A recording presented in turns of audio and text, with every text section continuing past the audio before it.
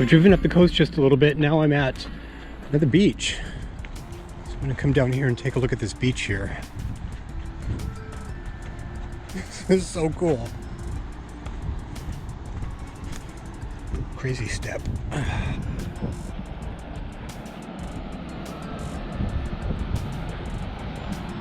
Awesome beach. Hey folks, Chris here. I have, in fact, let me adjust the camera there. Hey folks, Chris here. In my last video, the one that I sort of talked about selling the RV, I said I was going to record a follow-up video in which I talked about more of myself at an emotional level in a way that I really haven't before. And so that's what I want to do. If you go back and watch my very first video, I kind of talked about some of the issues that propelled me into doing this and, into doing the RV thing and just to giving it a try, right? I didn't know if it was going to be a long-term thing or not. But one of the things that propelled me to give that a try was, in fact, some of my insecurities.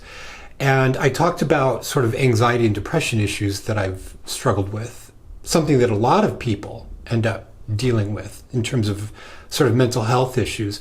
And that's what I want to talk about. That's what I'm going to dive head first into, and I'm going to address sort of directly, because my backstory has a lot to do with it.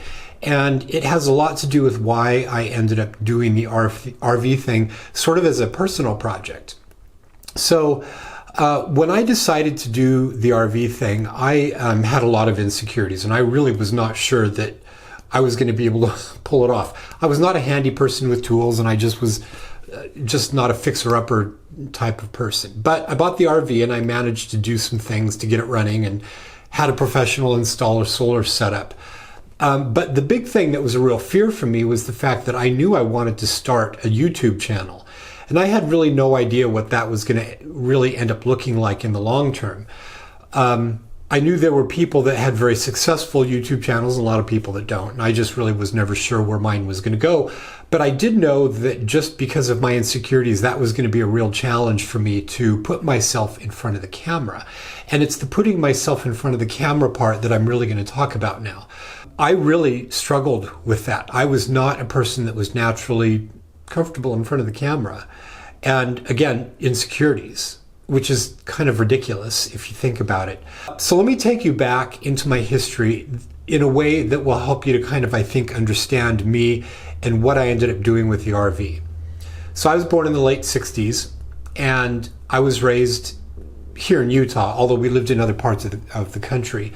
But having been born here in Utah, I was raised in the dominant religion here, Mormonism. The critical factor to sort of understand about my backstory that I never talked about, I never mentioned in a single video that I did, is that I'm a gay man.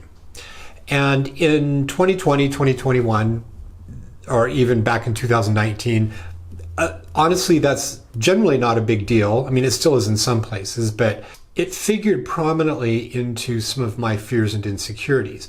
And I was really nervous about revealing that. I just thought, well, gosh, is that going to jeopardize any potential of me, getting, I don't know, subscribers? I just never had a huge amount of subscribers, but it was a fear. And I really kind of don't like the fact that I had that fear, because it just is something I should have just come clean about at the very beginning.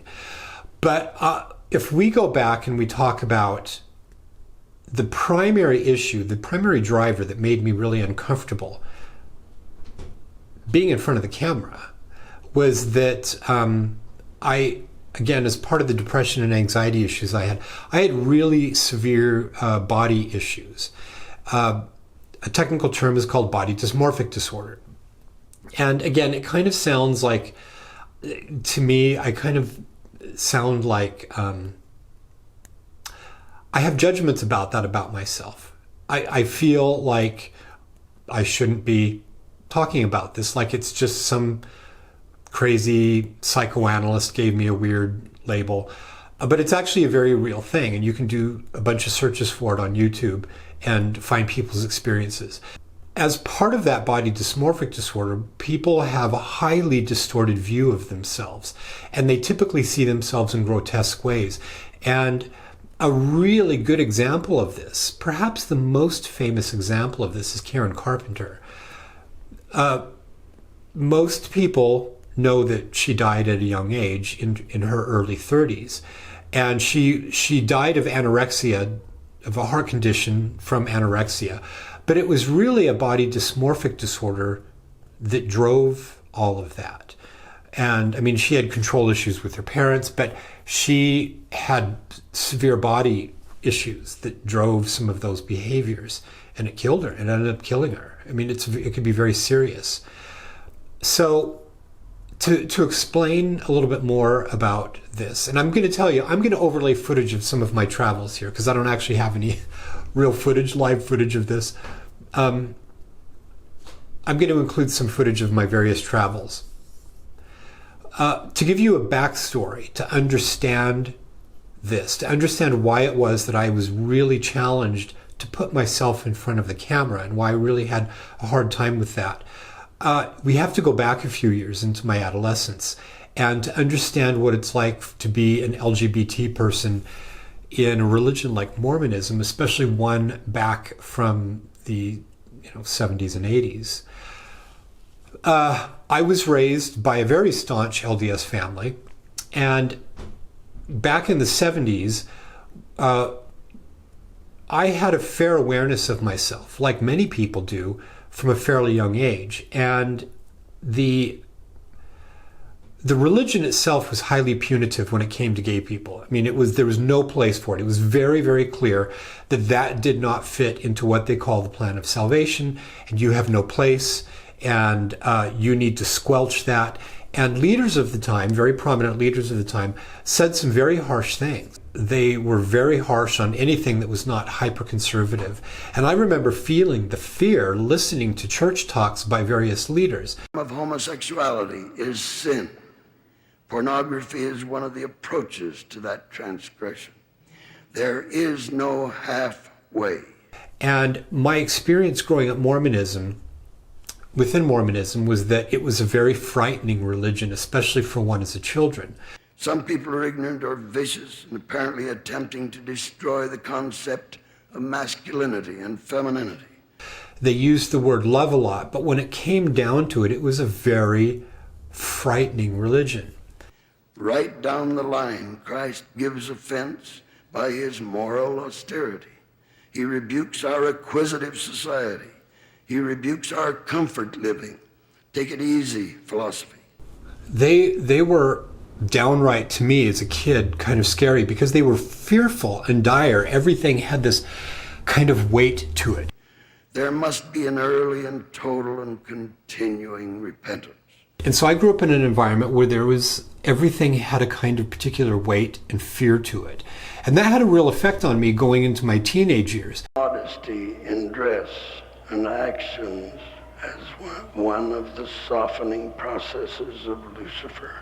There was a real extreme amount of expectations in terms of your performance. Mormonism is a high demand religion. An aspect of what I'm that I'm sort of moving into here is a concept called religious trauma syndrome. And I had full-on religious trauma syndrome by the time I left the church in my early 20s. And that'll become even more clear as I get into that part.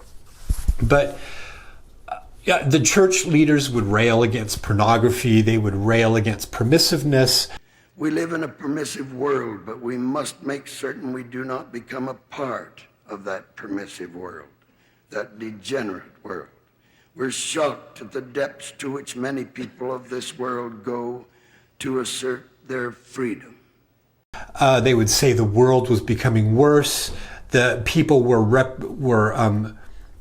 in denial of Christ, and they would rail against any kind of sexuality. Anything outside of marriage was absolutely forbidden by the church, and all under the auspices of God and Jesus Christ. The glory of the Lord can be had only through this correct and worthy marriage and living the clean, worthy life. They would rail on homosexuality and transgenders people. More and more girls dress, groom, and act like men. More and more men dress, groom, and act like women. Certainly men and women who would change their sex status will answer to their Maker. Do you wish to be classed with men who look manly or men who look effeminate? There was a lot about Satan constantly being over your shoulder, trying to tempt you away. And Lucifer, Satan, was this big thing, this big scary figure constantly growing up. And there were evil forces everywhere. There was almost a paranoia about evil forces. This is one of the principal tools of Satan to destroy faith through breaking up many happy homes. And so there was this mentality of very much of us in the church against everyone in the world who were essentially trying to pull us away from Jesus. So I grew up in this environment that had a real profound effect on me. And so going back to the RV thing, when I decided to do it, I knew I was going to be pushing myself out of my comfort zone in a lot of ways. And one of the manifestations of all of this sort of fear and the repression and the rigidity of that environment was it made me very closed off and emotionally insecure. And I know that's part of what led to a lot of the depression I had, because I was out of touch with my feelings in a lot of way, and I struggled with a lot of the crazy fears that I had been raised with. And certainly I was out of touch with my sexuality. By the time I was 12 or so, I can give you some very specific examples of things that began to happen. In Mormonism, you are expected to attend worthiness interviews so that you can be told whether or not you're meeting the criteria to be acceptable to God and thus a member of the church. That includes whether you're paying your full 10% tithing to the church, whether you're supporting all the leaders, whether you're doing what the church asks for you. There's a whole litany of questions. And those included in those questions are questions about your sexual morality. And they would ask those questions of 12-year-olds. I was asked questions about my sexual purity as a 12-year-old during some of these interviews. And I remember that very clearly and being incredibly ashamed. As a 12-year-old, they would ask us if we had any problems with masturbation, for instance. Back in the 70s and 80s, primarily, when I began doing these interviews, they referred to masturbation as self-abuse. And it was a really bad thing. It was considered abnormal, even though now we look back, it's pretty much ubiquitous behavior in humans. It's common. It's, but it was a really bad thing. And there was significant shame around any of this so-called self-abuse. And you would have to confess it to a bishop in order to receive some sort of repentance in order to continue being a full member of the church. Now, when you're a teenager, that could mean that you would have to be at church and potentially not take of the sacrament during church and have an entire audience see that you have some mark against you that you're not being allowed to take the sacrament at church until you've gone through the whole repentance process. So I sat in a bishop's interview when I was 12 years old in order to do what they called baptisms for the dead. It's a kind of ordinance ritual that is one of the earliest that can be done in Mormonism in terms of age. I sat there having been brought there by my parents, that I was going to have to sit and answer questions.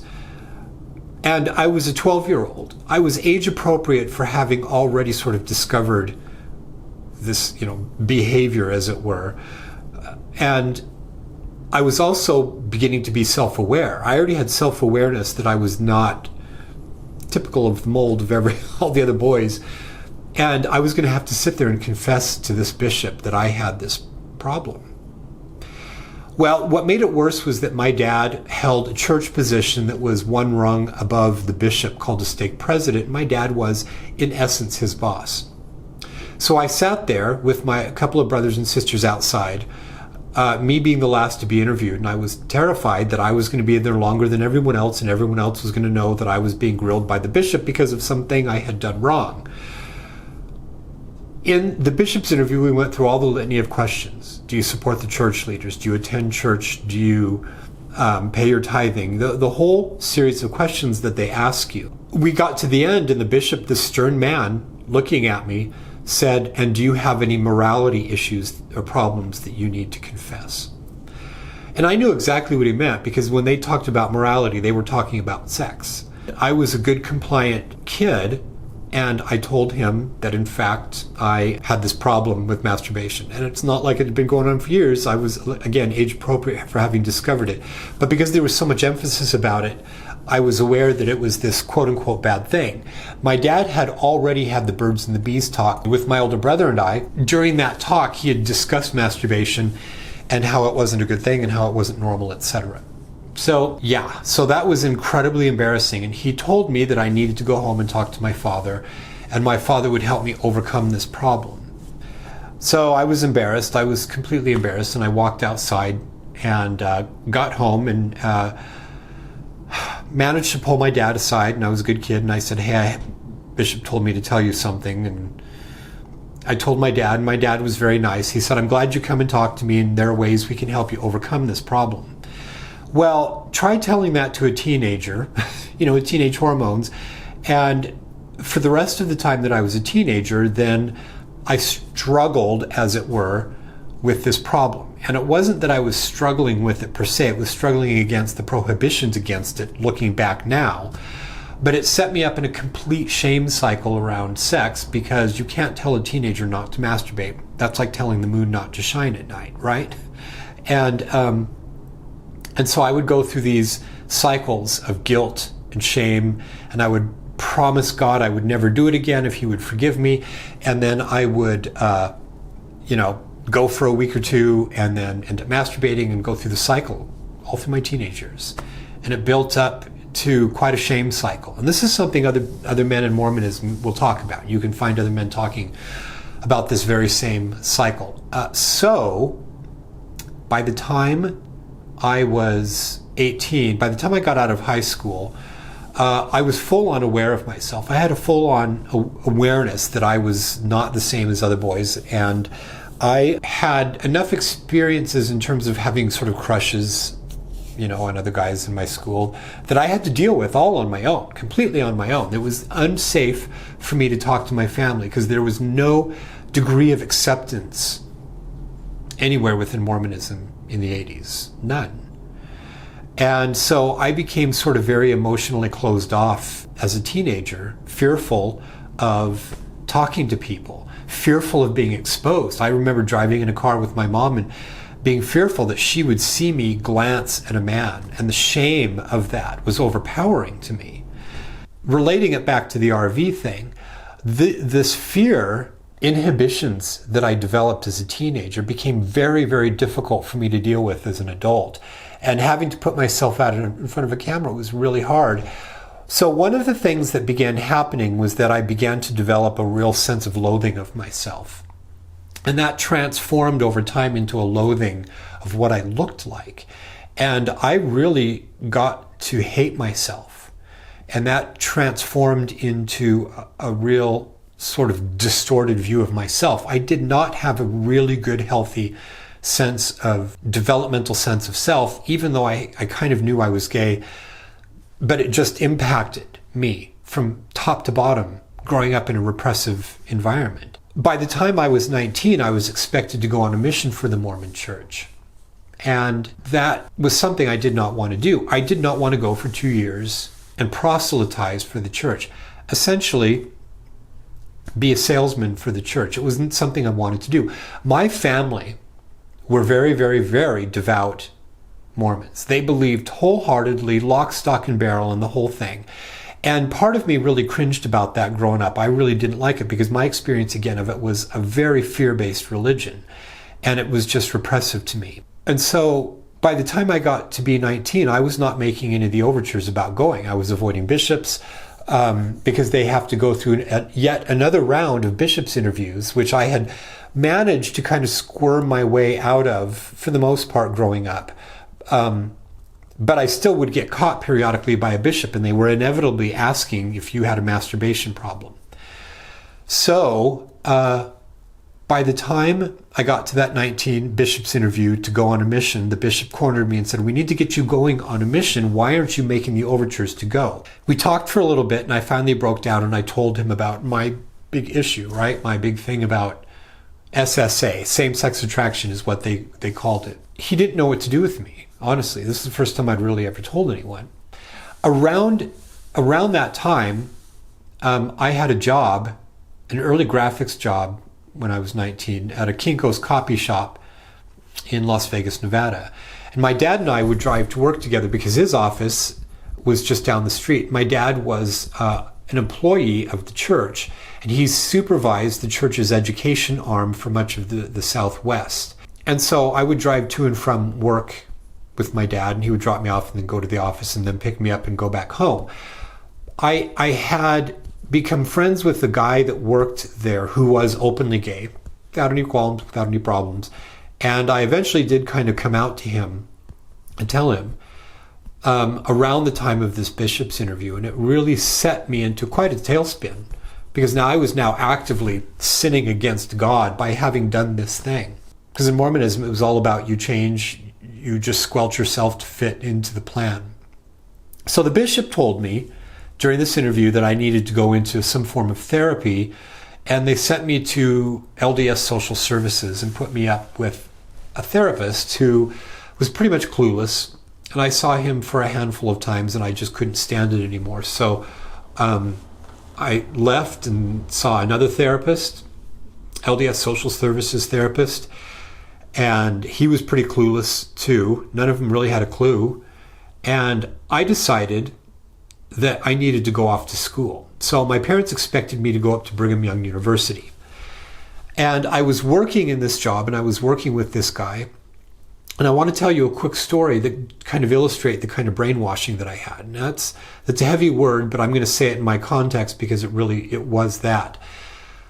He would say, you know, the next time a cute guy, because he and I would work closely together. He says, the next time a cute guy comes in, I'm just going to whistle a little bit, and then you can look over and see him. Well, one of the things about Mormonism is they have their own set of scriptures called the Book of Mormon. And within the Book of Mormon is a whole set of stories and tales and about supposed pre-existing people here in the Americas quite some time ago. There was a story about a group of people called Gadianton robbers who would use lies to entrap people. And or secret combinations, as they were called. They would use secret combinations to bring people down. I heard my friend say, I'll just give you a little whistle and you'll know what to do. And I had a full-on anxiety attack right there. Because now I was being led astray by Satan, pulled away, using a secret combination, aka a whistle, right? And that threw me into a tailspin. Because now I'm sitting there with him, and then at the same time I'm driving home with my dad. Around the same time, another guy came in who was part of the LGBT student union there and brought in a little pamphlet that he wanted on the computer printed out and then processed. And I saw that, and I quickly took a copy of it onto my hard drive and printed it out later. And it was pretty simple. It was just things going on. It was just events happening and stuff for the LGBT student union, but I identified with it. And I stuck it in my bag and took it home with my dad, and I was just sitting there terrified that he was going to find out I had this contraband with me. I got home and I waited till everyone was in bed, and I got a flashlight out under my covers and I just read this. Again, it's not pornography, it wasn't anything. It was just a kind of a bulletin of things, events kind of going on. But it was amazing to me, but it was also like contraband. It was also completely illegal. As terms of Mormonism is, because this is like embracing this evil homosexuality. So I was really trapped at that point. And I had already pretty much learned to kind of suppress my feelings and do a pretty good job of compartmentalizing myself. And I decided I had to get away from these two poles, this fellow at work who expected me to now just be out and happy and whatever, and being with my family with whom there was no place for people like me. So I decided to move off to Seattle by myself and go to the Art Institute of Seattle, which I did. And I was up there for a year, and I was going to school, and I ended up, to make a very long story short, I ended up meeting a guy who was a very nice person, and I had kind of a brief sexual experience with him. But it triggered all of negative conditioning inside of me. And I had basically a full-on freak out attack, and called my bishop, when I left the guy's place and said, I need to confess, you've got to help me. I met with him, and they contacted my parents, and my parents contacted me and said, you've got to come home. You've got to get away from that. They told me that they had access through the church to a program that could help fix people like me.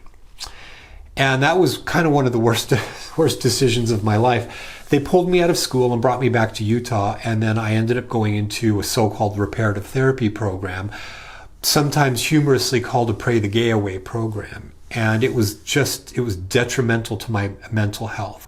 We were told that we were broken men, we were not as good as real men, that we needed to be fixed, that we hadn't properly bonded with real men growing up, and so our emotions were stunted, and that's why we were gay. We needed to work at it, and it was just more heaviness. It was more heavy crap. And I sat in Mormon church houses having these meetings with trapped men that had been pushed into marriages and church callings that they weren't right for. It was bad. It was really bad. And I went to that week after week, and the shame of driving up to that program was debilitating. So I ended up finally pulling myself out of it. A few years back, there was a guy that appeared in the news, a guy named Dave Matheson, who had been a long-time reparative therapist, and he was in the program with me. He eventually stopped after doing decades of so-called reparative therapy with men, and decided he finally needed to come clean, and he came out as a gay man. I was shocked. So I finally quit going to it because I just couldn't handle it anymore. But I had ingested all of the material.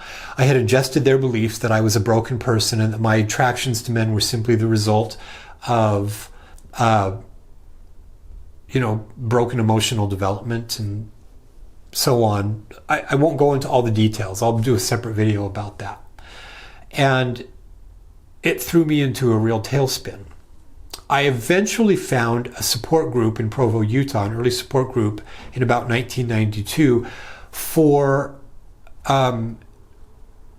LGBT people or just anyone who didn't quite fit the mold. And it wasn't a huge group. It was maybe 15 to 20 people that was held in the living room of one of the guys who was there. Who was a gay man there in Provo. The first meeting that I went to, I wasn't sure what to expect, but when I got into that meeting, the first thing he said was, opening it up, was, this is a group for people who are gay or lesbian, and we know that there's just nothing wrong with that, it's who you are, and we're here to help people accept themselves. And that was so radically hard for me to hear, coming from the environment that I had come from, coming from the so-called reparative therapy who had beat it into us that there was nothing inborn about us. We just were broken developmentally, and we needed to fix it to be acceptable by church, to be acceptable by God, and so forth. It was bad. I descended into a very severe depression for a long time, but that is how I had to go into the world and start living. I left the church shortly after that because I couldn't do one, I couldn't do the other. It felt wrong to go into the church. But by that point, I had developed such phobias about myself. I felt I was disconnected from my sexuality. I was disconnected from my internal self, was very fractured, and I had developed just these incredible fears about myself, about the way I looked. So to go back to the RV thing, one of the things that I had to do with the RV thing was start putting myself in front of the camera, because for years I had avoided looking at mirrors. Because walking by a mirror would provoke incredible anxiety in me, because the body dysmorphic disorder sees the horror that is not really there. And it was bad. And I knew that doing the RV thing, I was going to have to start confronting that. And I actually saw a therapist for 6 months before I did my first video. I sat myself in front of the camera and did some shots and had such bad anxiety about what I was seeing. But I knew I had to overcome that, and I knew I would start having to put myself in front of the camera. And so the long take on all of this is that I never had a very successful YouTube channel. I knew a lot of my insecurities prevented me from having a more vibrant presence. But in a lot of ways, all those videos were not about the audience. They were about me for me, putting myself in front of a camera, challenging my fears. I feel a lot of regret and a lot of sadness because I lost a lot of fear, a lot of years to emotional trauma, religious emotional trauma, and just being fucked up and screwed up in the head, excuse my language. Yeah. So, but doing the RV thing did help me in a lot of ways. The videos of me talking, putting myself in front of the camera. In therapy, they call that exposure therapy or desensitization therapy. I'll stop this video now, but I wanted to do a backstory to help you understand my channel a little bit more. So anyway, thank you for watching.